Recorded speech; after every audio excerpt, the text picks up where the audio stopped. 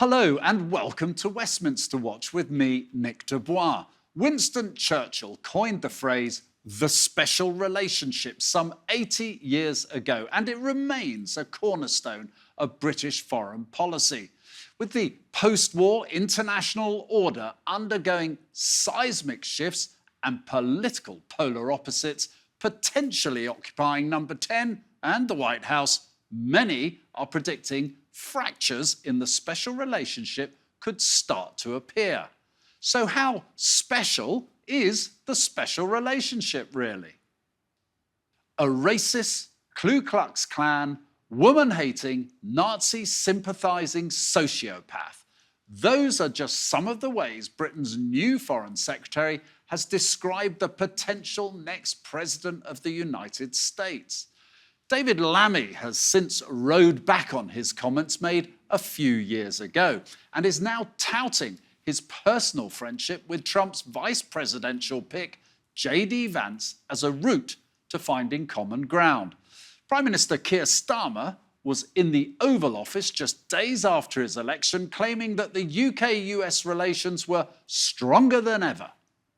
So can a century-old alliance be really jolted by here today, gone tomorrow politicians? Is it a partnership of equals or a one-way street? And how much of the legend is, as some critics allege, mere myth?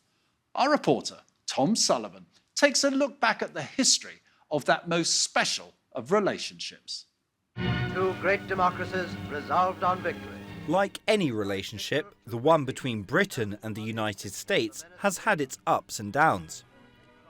Even before the Second World War had ended, America was pondering Britain's place in a new world.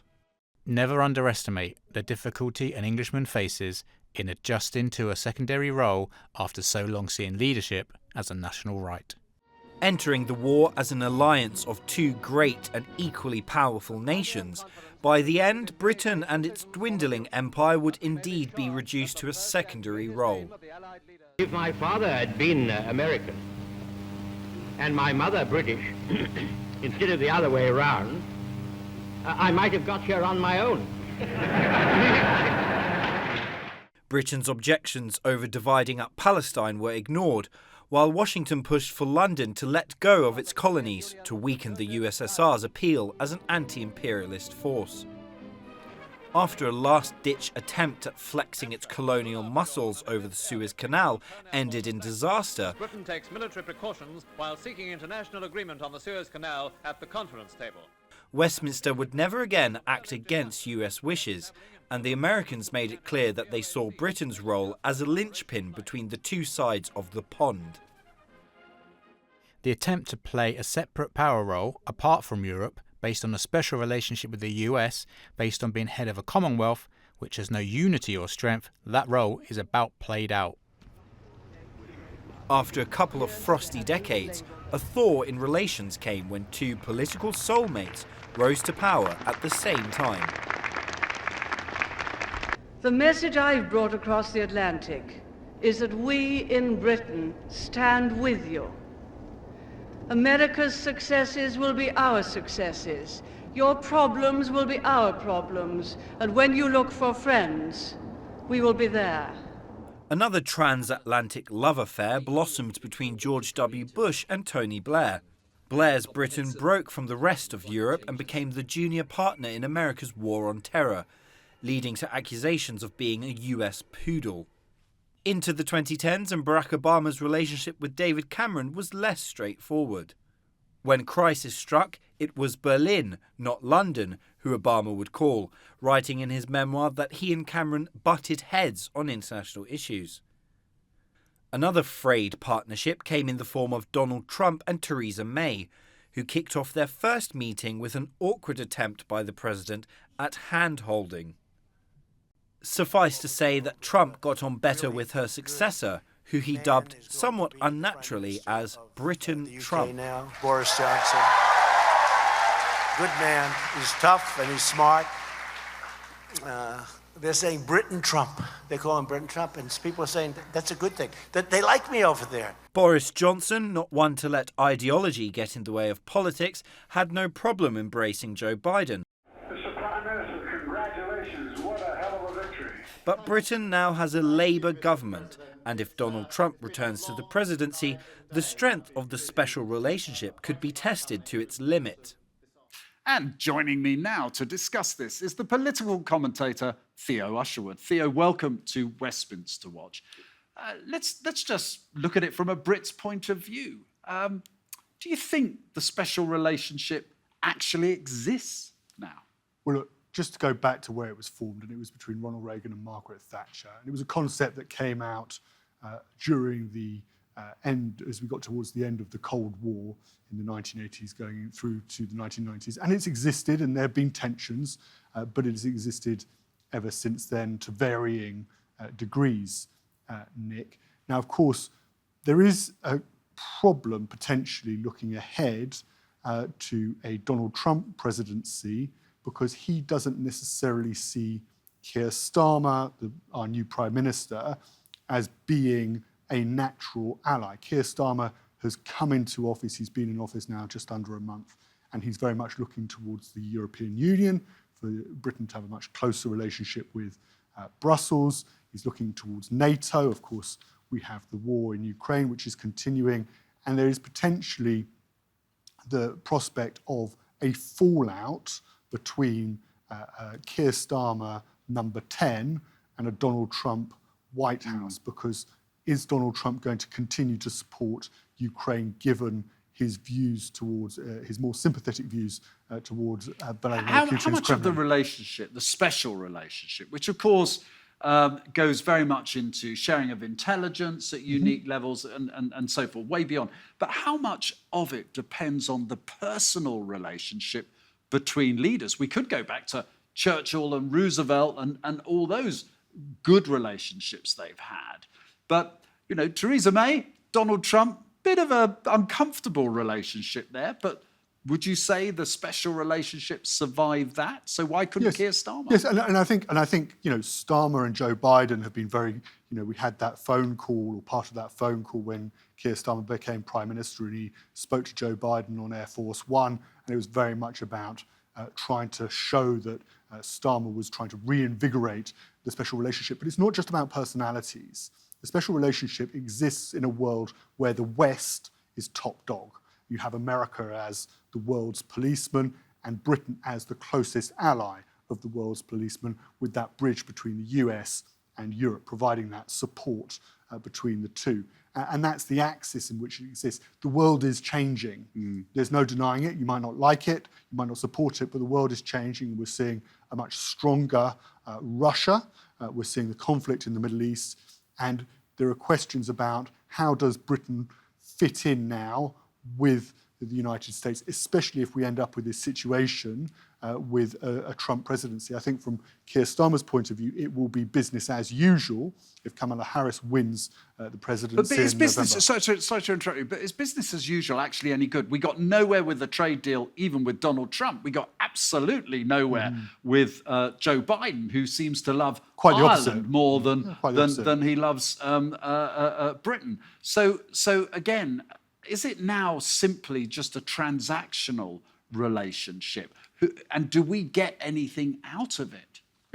Well, I think that globally we do get something out of it if we are taking the stance, Britain is taking the stance it is towards Ukraine. You know, it was quite a lot of haggling. The money was delayed, but we got more than £60 billion of support out of the Americans to support President Zelensky in Ukraine in that war with Russia. So yes, there is something that we can get out of it in terms of our NATO alliance.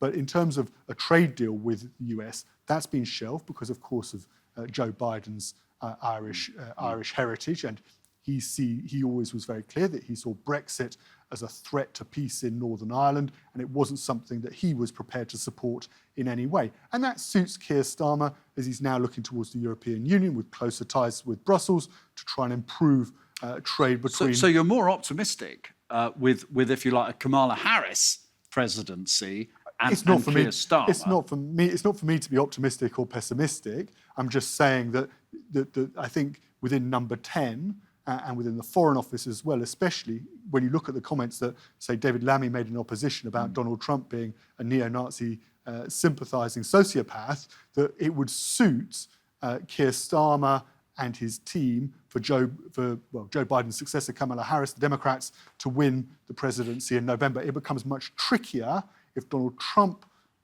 wins the presidency, because Donald Trump does not see the world in the same way as Keir Starmer. And he's an isolationist, isn't he? On a final point, fundamentally, America first means he'll put America interests first.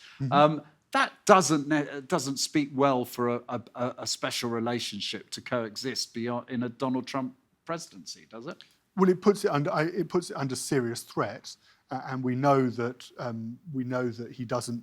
When David Lammy went to Washington, it was difficult for him to form the bonds with the Trump team.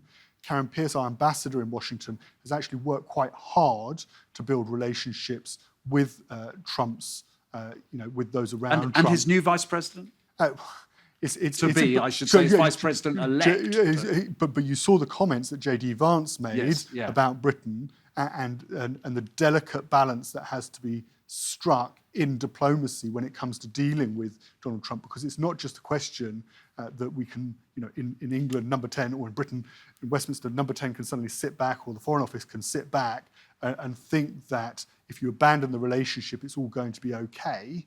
There still needs to be work done behind the scenes to try and build those bridges with America, given that it is the superpower that it is, given it's got the most powerful military in the world, because the world is an unstable place. And if Donald Trump, from our point of view, comes into the presidency, comes into the White House, and is not willing to support, say, the war effort in Ukraine, takes a much more bullish stance towards conflict in the Middle East, it could become more unstable. And work is now taking place behind the scenes to try and ensure that if Trump wins the presidency, that actually there is some semblance of order. Platform for it. Notwithstanding what you said about the importance of personal relationships, it's interesting.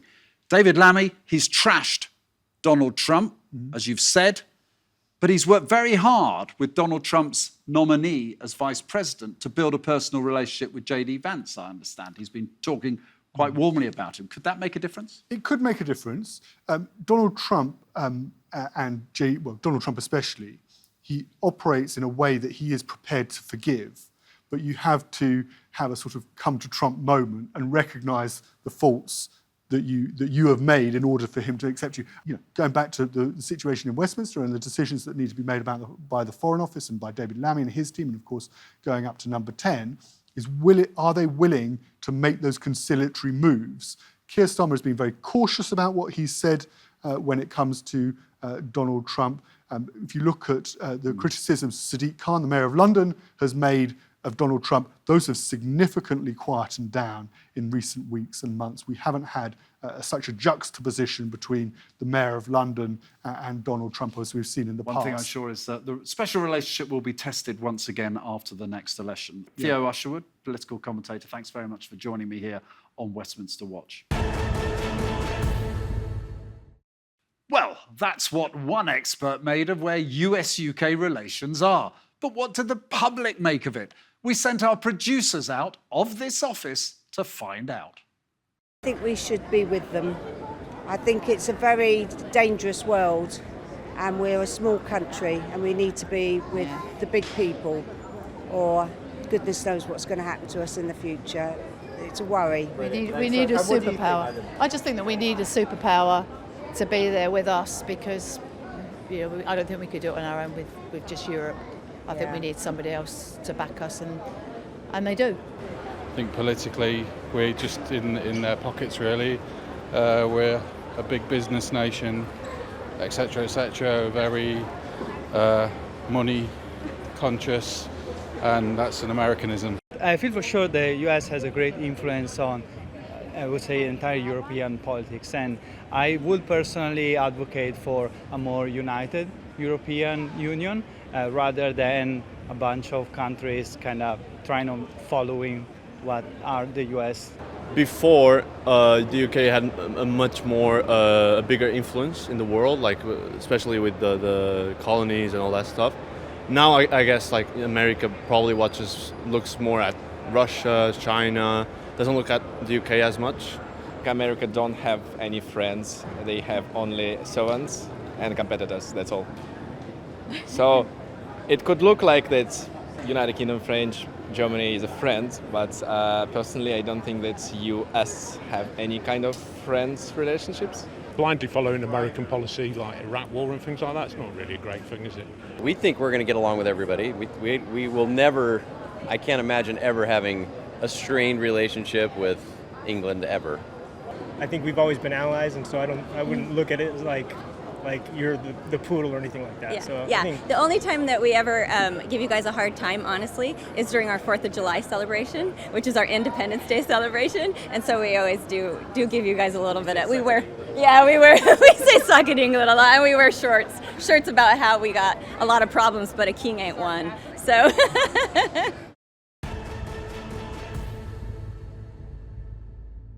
Well, to discuss the strengths and any weaknesses of the special relationship, we're joined now by former Deputy Assistant General of NATO, Jamie Sher, as well as Chair of Republicans Overseas, Greg Swenson. Gentlemen, thank you both for joining us. If I may, Greg, I'm going to kick off with you. 80 years since the special relationship was first coined by Winston Churchill. What do you think it means and stands for today? Look, I think we're going through a little speed bump right now in terms of the special relationship. Most of that I blame on President Biden, but I think it endures. You know, this is not something that that's going to be permanently upset by a couple of mishaps by one president or one prime minister. So I'm pretty confident that it will endure regardless of which party's in power in the UK and the US. Jamie, if I may. Some people in the United Kingdom, as you will have heard from some of our Vox Pops, see it as very much as a transactional relationship. It's all about the UK and the US. But how far-reaching is a successful special relationship in affecting global affairs, world affairs, given your NATO experience? I definitely think it depends on the personality of the British Prime Minister and the American President, when they really are on the same ideological wavelength and see the world in the same way.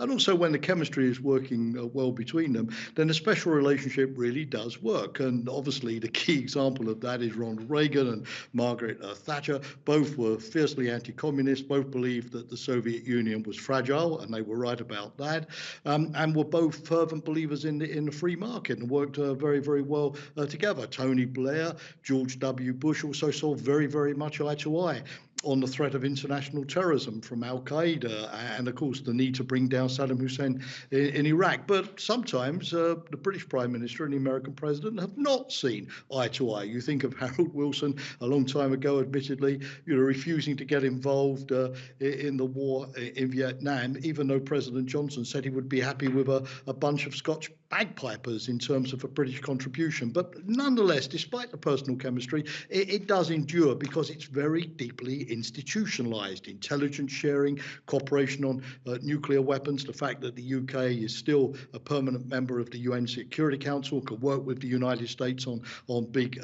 issues. And I think for the United States, it's important that there is an ally that it can always go to, good times, bad times, and normally sort of count on it. Now, we were, as I say, talking to some people on the streets, Greg, and interesting what Jamie's referred to. He talked about Iraq, for example.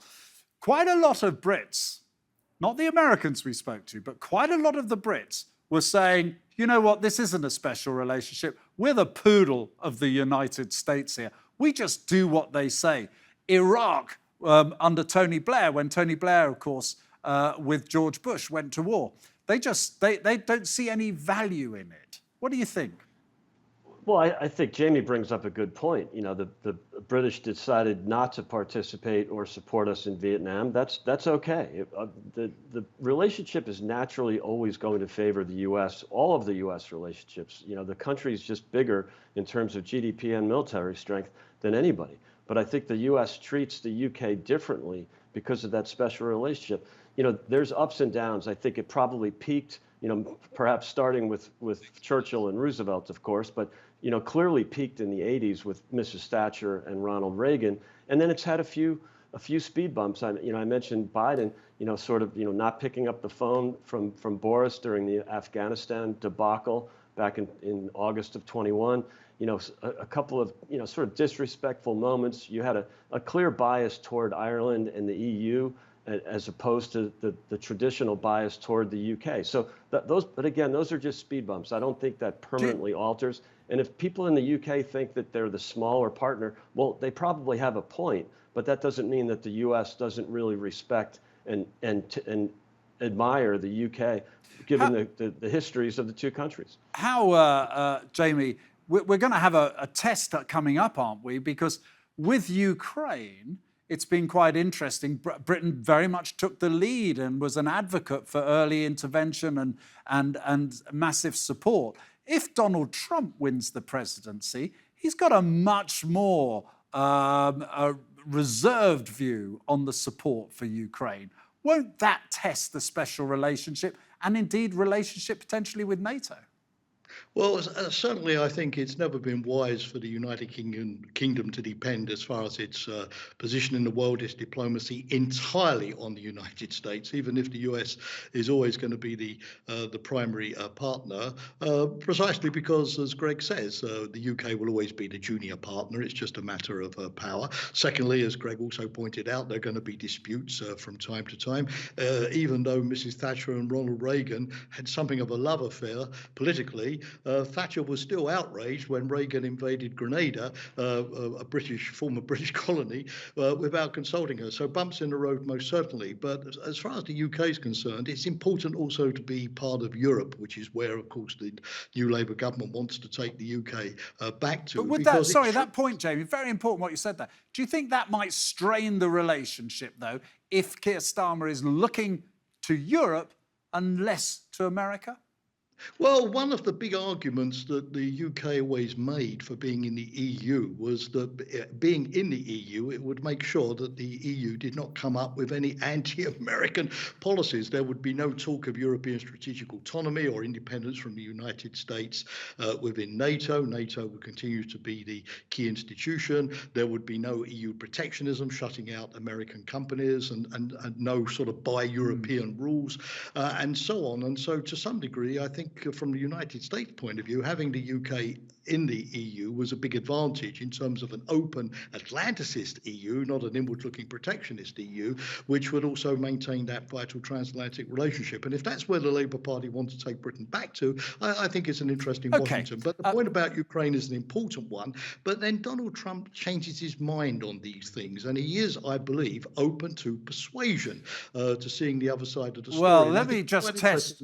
Jamie, David Cameron, just to finish this point, David Cameron did go to see him at Mar-a-Lago in the final time of the Conservative government to engage him on Ukraine and point out why it's really also an interest of the United States and not just of Europe that Russia does not win there. Jamie, let me ask Greg on this point of Foreign Secretary. Of course, you were referring to when Lord Cameron was Foreign Secretary. We now have a Foreign Secretary who has regarded Donald Trump, Ku Klux Klan, Nazi, sociopath. How forgiving will Donald Trump be, given we're meant to have a special relationship? That's going to be a challenge. I really think so, because President Trump takes things personally, and he's not one to kiss and make up. He can do it. He in many ways, he did it with Ron DeSantis and Nikki Haley after the nomination process. But I think the comments coming, from the Foreign Secretary were pretty aggressive. Now, on the other hand, he did do sort of an apology tour a few months back and, made the attempt to kiss and make up. I'm not sure it will work, but I do hope that the president at least considers the special relationship and doesn't take it too personally. Well, very briefly, if you could answer this one, Greg, will David Lammy, the Foreign Secretary's attempts to seduce and charm J.D. Vance, his likely vice president if he's elected, help rebuild that relationship? Yes, I think that would be a good idea, and I think J.D. Vance would be receptive to it. Jamie, if I can ask you one final question, please. Do you think, under a Trump presidency, that actually the special relationship will flourish, or we're going to have to all work a lot harder? I think it will flourish to the extent that the UK continues to be a useful partner for the United States. For example, if the UK rebuilds its military forces, which is going to be a key issue from the new Strategic Defence Review, then the United States will pick up the phone. If the UK is willing to do some heavy lifting in the Asia Pacific, like this AUKUS agreement on nuclear submarines or the cooperation with Japan, then it will be a useful partner for the United States. If gentlemen, I could argue for an open international trade order. So at the end of the day, yes, I agree with Greg that personalities matter and insults are always bad. But at the end of the day, it's a question of the US goes looking for the useful partners, and the UK therefore has to make sure it stays in that league. I can see Greg Swenson nodding vigorously with you there. Yeah. Jamie Sher, Greg Swenson, thank you very much indeed for joining me here on Westminster Watch. Thanks again indeed to all my guests for joining me. And don't forget to subscribe to the TRT World YouTube channel for more lively debate and conversation. But for now, from me and all the team here, goodbye and thank you for watching.